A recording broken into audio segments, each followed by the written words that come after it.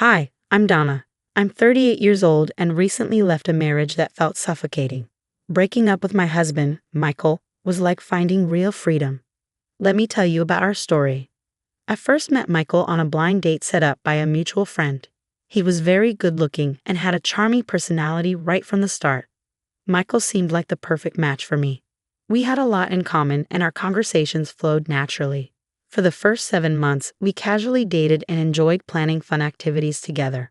When we decided to officially be a couple, we continued with our exciting outings. About a year into our relationship, we moved in together. It was then that I realized Michael had some financial struggles. Even though I tried to help him improve his job situation, he didn't take my advice seriously. Despite this, he made enough money to get by, and I was okay with supporting us financially.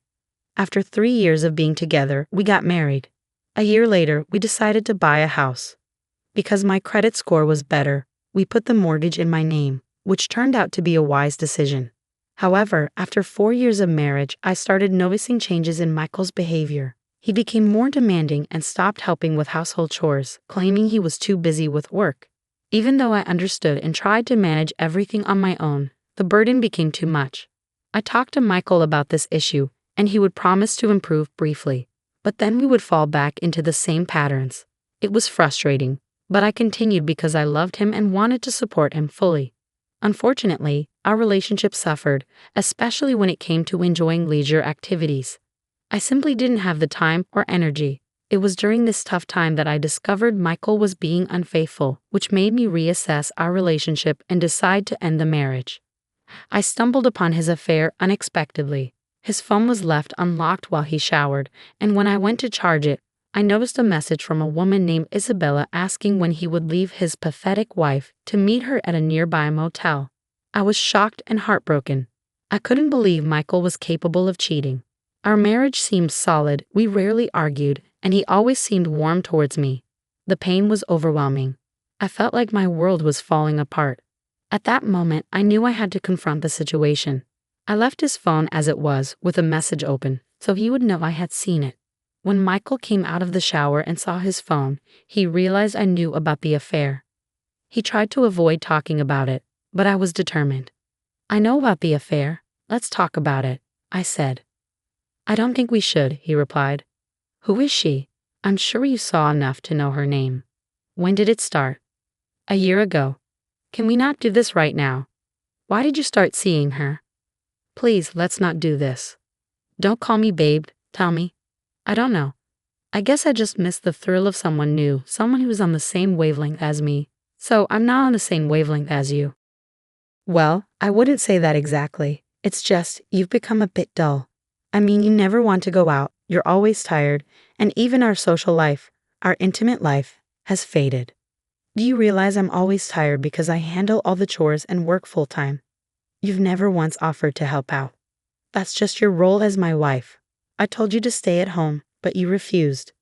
That still doesn't excuse you from contributing to the house." This confrontation marked a turning point, revealing our vastly different views on marriage and responsibilities. His words shattered the trust and respect I thought we had. "I'm the head of the house. I can do whatever I want. And if that means having an affair for some fun, then so be it." Michael's words were cutting, and he asserted his distorted view of freedom within our marriage. I had hoped we could discuss this and mend our relationship, but his stance made it clear that wouldn't happen. "I don't think anything will change. You're just too dull. I'm happy to stay married, but I'll continue seeing Isabella. I need some space from you," he declared, devoid of regret, and then retreated to another room. His words weighed heavily on me. He was unapologetic and dismissive, reducing me to merely a role within our home. Despite never holding such outdated views on gender roles before, Michael had been influenced by podcasts preaching that women were too outspoken and needed to be put in their place. It was devastating to witness his transformation into someone who not only embraced these ideas but refused to see their harm. Shortly after, I heard the main door close. Michael had left to meet Isabella alone. Overwhelmed by a sense of abandonment and betrayal, I broke down, unable to bear the solitude and storm of emotions. I phoned my best friend Judy. She answered immediately, hearing the distress in my voice. Judy arrived swiftly, armed with comforting hugs and tubs of ice cream. She didn't press for details, Instead, she simply held me as I cried. When I finally calmed down enough, I opened up about the painful revelation. Michael was cheating on me. Judy, it's true. Are you sure? Judy asked, concern etching her face. Absolutely. His phone was unlocked, and I saw a message from a woman asking when he was leaving his pathetic wife to meet her. What the hell? Did you confront him about it? Yes, I did. Judy stayed with me through the night, providing silent, steadfast support as I faced the reality of my crumbling marriage. As we sat together, the weight of my situation sank in, but I knew I wasn't alone. I finally confronted him and learned the painful truth. He had been cheating on me for a year, citing that I had become too boring. According to him, I was always too tired and never up for anything fun. Although I managed practically everything at home, he dismissed my efforts, claiming that was my role as his wife. Really? Well then, his role as a husband should have been more honorable. But instead, here he is, cheating on his wife, I remarked to Judy, still reeling from the shock. Judy shook her head in disbelief. That's just a pathetic excuse. Did he even apologize? Not for a moment, I replied. He just blamed me and chose to spend the night with her. Honestly, Judy, if I had to face him now, I don't know what I'd do. So, what do you think about doing next? I don't know. Michael mentioned he doesn't mind staying married, but there's no way I can continue like this. Listen, why don't you stay with me until you figure things out? I'll help you through everything, Judy offered. That would be amazing. Thank you so much, Judy. I really appreciate your support. We spent the rest of the evening trying to unwind, watching our favorite movies. It was a needed distraction, but the reality of my situation lingered in the back of my mind. The next morning, Judy helped me pack some things to take to her place. While settling in at Judy's, curiosity got the better of me, and I decided to look up Isabella. I still had access to Michael's social media on my phone, a privilege I never abused before because I trusted him completely. I discovered that he had muted notifications for messages from Isabella, which explained why the affair had stayed hidden until now. Turns out, Isabella was a coworker of his, someone who reported directly to him. She was 30, a whole 8 years younger than me and 11 years younger than Michael. That realization alone was enough to turn my stomach. This discovery only cemented my decision. I needed to divorce Michael. I couldn't stand the betrayal, nor could I live with someone who saw me as merely an obligation. With Judy's unwavering support, I began to take steps toward reclaiming my life and dignity. Before I could file for divorce, I needed to sort a few things out. Judy and I spent some time strategizing not only about the logistics of the separation, but also about how to move forward with strength and grace. My first step was to safeguard my finances by transferring all the money I had contributed to our joint account into my personal account, which Michael couldn't access. In the following days, as I set the wheels in motion to file for divorce, I heard nothing from Michael. It stung realizing he hadn't even bothered to check in on me. This indifference seemed to underscore how little he valued our relationship. When I eventually returned home to collect more of my belongings, I found Michael lounging on the couch. His reaction upon seeing me was predictable yet irritating. "Where have you been? Why haven't you told me about your whereabouts?" he demanded, his voice filled with faint concern that didn't mask his real detachment. "Why do I need to explain myself to you? You haven't called once." "Don't pretend to care now," I retorted, my patience wearing thin. "I'm sorry, but discovering your infidelity because you found me too boring doesn't exactly inspire politeness," I added sarcastically. Michael seemed taken aback but quickly shifted the conversation to finances. "I noticed you withdrew a large sum from our joint account," he said, trying to sound casual yet clearly concerned. "Yes, I took back my money. Why should I let you squander what I've worked hard to earn?" I challenged him. "What do you think you're doing? You need to put that money back," he demanded, his tone turning threatening. "Or what, Michael? You'll kick me out, move in with Isabella, and have your sister move in here." I couldn't help but laugh at the absurdity. "Put the money back in 3 hours or I'll make sure everything changes by tomorrow," he threatened. I responded with silence, walking past him to our room. I quickly packed the rest of my clothes and essentials, leaving him to stew in his frustration. Back at Judy's place, I relayed the entire encounter. Judy was furious on my behalf and insisted we consult a lawyer immediately. Luckily, she knew someone who could help. We met with her lawyer friend, who first asked about the house. I explained that both the mortgage and the house title were in my name alone, a result of my well-paying job in a niche field. This detail was crucial as it meant I had significant leverage in the upcoming legal proceedings. With Judy's support and the lawyer's guidance, I felt a bit more prepared to face the challenges ahead.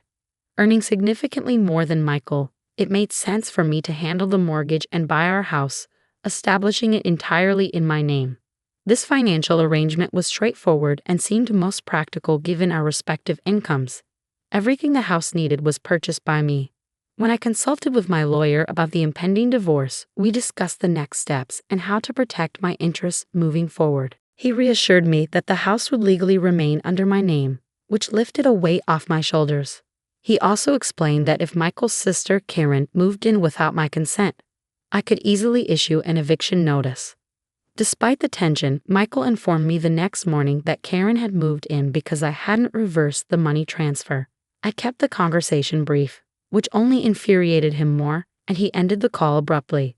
Following my lawyer's advice, I started recording all conversations with Michael to have a reliable record for potential use in court. My strategy going forward was clear, though it had two possible outcomes. I would serve Karen the eviction notice, and if she complied, that would be the end of it. If not, I was prepared to take legal action. Given our strained history, I suspected it wouldn't be straightforward. Karen had always shown a peculiar animosity towards me, often mirroring or trying to outshine me in petty ways. She even attempted to disrupt our wedding and consistently competed with me in trivial matters. Over the years, our relationship had deteriorated to the point where I had to limit contact with her. Michael, overly protective and indulgent towards his sister, often placed me in uncomfortable positions. Karen's resentment grew when she realized she couldn't surpass me in certain areas of life, leading her to petty thefts from our home. Whenever she visited, I would notice missing items, designer clothes, shoes, and skincare products. Michael would implore me to overlook these incidents, rationalizing that Karen's frugal lifestyle justified her taking some luxuries from us. I strongly disagreed with this and eventually forbade her from visiting our home altogether. This decision did not sit well with Michael or Karen, but Michael was powerless to challenge it given the legal standings and my control over the property. The situation was complex, but I was determined to stand my ground and proceed with the actions needed to protect my interests and ensure a just resolution to our marital breakdown. Having had enough of Karen's antics and a considerable amount of theft she committed from me, I explained the extent of her actions to Michael. He understood that the damage was far beyond what could be easily rectified. However, that didn't stop Karen from trying to provoke me further. One day, she called to flaunt her temporary triumph. "Hello, Donna. Guess where I am right now," she taunted. "Michael told me you've moved in," I replied, keeping my tone even. "That's right. I have this huge and glorious house all to myself, something you don't," she gloated. "I think I still do have the house. I've already sent an eviction notice your way, and you have 4 days to move out," I informed her calmly. "Ha, an eviction notice from you? Like I'll follow through on that. This is my brother's house. He told me I can stay here, so I will," she retorted defiantly. "It's not his house, Karen. Regardless of what Michael told you, the legal documents show that the property is mine." Yeah, marital property or whatever, but he has all the power here. He decided this was the best thing to do, she insisted, misunderstanding the situation. "You really can't stop talking, can you? I see why my brother chose another woman," Karen snapped, hoping to hurt me further. "Well, okay, I have nothing more to say. Goodbye," I ended the call, not before hearing Karen's spiteful laughter. If she didn't vacate within the given 4 days, I was fully prepared to take her to court. I had all the legal backing I needed. Unsurprisingly, Karen informed Michael of our conversation, and within an hour, he called furiously questioning my audacity to send her an eviction notice. Like before, I chose not to respond to his anger. In the next 4 days, 2 significant things happened. First, I had the divorce papers delivered to Michael, and shockingly, he decided to contest them. Second, Karen had still not moved out. I followed through with my threat and had a court summons sent to her. Legally, she was considered a squatter. When Karen received the summons, she was visibly shocked to discover that the house was in my name, not her precious brothers. She confronted me, accusing me of tricking her. I did no such thing, I told her firmly. I gave you ample warning and time to leave. I even warned you to move out. The reality of her situation was finally starting to dawn on her, and I was ready to uphold my rights no matter what. Karen refused to heed my warnings, and ultimately she had to face the consequences in court. My lawyer presented a solid case, including the eviction notice and recordings of phone calls where I repeatedly asked Karen to vacate the premises, and she blatantly refused. In my state, squatting is considered a serious offense, and as a result, Karen was charged with a Class A misdemeanor and fined $650. The look of utter defeat and humiliation on her face was a sight I found deeply satisfying. After enduring years of her antagonism, the court proceedings settled. Michael and Karen, still unable to accept their defeat, confronted me at Judy's place. "Where have you been staying? How could you do that to my little sister?" Michael demanded. "Your little sister has been making my life miserable for years, and I finally put a stop to it in the only way I knew how. A decision you initially agreed with. Yet, the moment I stood up for myself, you sided with her." I responded, my frustration evident. I only did that because she had nowhere else to go after the eviction. I was doing her a favor, Michael argued. So the house suddenly became an option because we were separating. If we weren't, would you have sneaked her in? I countered. Michael stumbled over his words, but I cut him off. "Save it, Michael. I don't want to hear any more. I'll just see you in court." "How is the house even in your name? Your brother's name isn't on any of the documents. I have been the one paying off the mortgage and making other repairs meticulously for the past 4 years. No matter how much your brother contests it in court, he won't get any ownership of the house. All he'll get is a much lighter wallet," Karen interjected, clearly not understanding the legal footing. "You think I set him up? I did nothing of the sort. Your brother believes in being the man of the house. Yet he avoided any real responsibilities, preferring instead that I do all the hard work while he reaped the benefits. Thank God that won't be my problem anymore," I retorted, my patience exhausted. With that, I slammed the door in their faces, ending the conversation. In the weeks that followed, Michael, realizing he would not win the house, decided to contest every single possession we shared, down to the most trivial items like our dessert spoons. The battle was petty and exhausting, but I was prepared to fight for my peace and freedom no matter how long it took. I was completely unbothered by Michael's attempts to claim our shared possessions. For every piece of furniture and item he claimed as his, I had the receipts clearly showing who had paid for them. In truth, he hadn't contributed much, so he was only going to get a minimal share. While Michael was preoccupied with this petty squabble, I took action on another front. I sent screenshots of his inappropriate communications with Judy to his company's HR department. Within 2 weeks, Michael was terminated from his job. Surprisingly, Isabella was not. I learned from some of Michael's colleagues, whom I had remained friendly with, that she had argued Michael coerced her into the relationship by threatening her professional standing. Understandably, their relationship did not survive this revelation. It took some time, but eventually, the divorce was finalized and I was officially free to celebrate my newfound freedom and a successful resolution of a complex situation. Judy and I enjoyed a long celebration. It felt like a double victory. The last update I received on Michael and Karen was less than glamorous.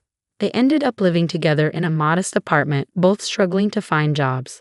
Their parents were supporting them with a modest allowance, but they were far from pleased with their actions. My former in-laws even reached out to apologize for their children's behavior, a gesture that helped bring some closure to the entire ordeal.